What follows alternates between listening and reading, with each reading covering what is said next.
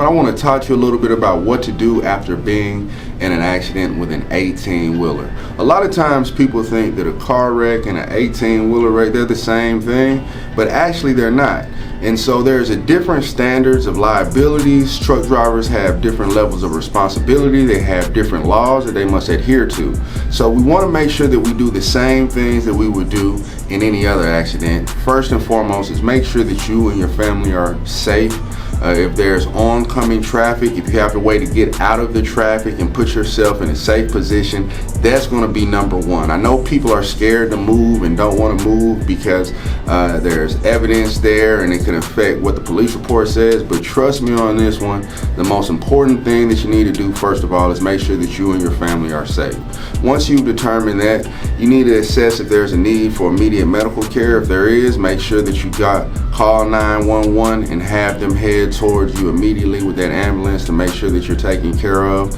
Then there's also going to be a need, even if you don't have injuries that are debilitating at that time, there's going to be a need for you to call the police because you want to get that police report. Now, 18-wheelers and truck drivers, a lot of them, they have CDLs, and if they get into an accident, it's their fault. It can hurt them and it can hurt their career. So they're very incentivized to make sure that that police report does not say that they're at fault. So one thing that you want to do is you want to make sure that you're calling the police, that you're getting a police report.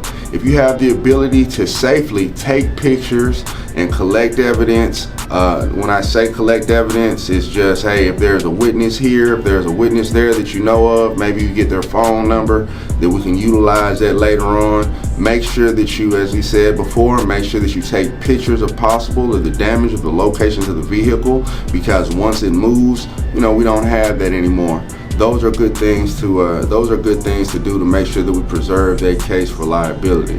And the most important thing that you can do after that is make sure that you reach out to the Reaves Law Firm. You can find us at beyourvoice.com or at the number below. If you or a loved one have been seriously injured, call us at the Reaves Law Firm. Let us be your voice.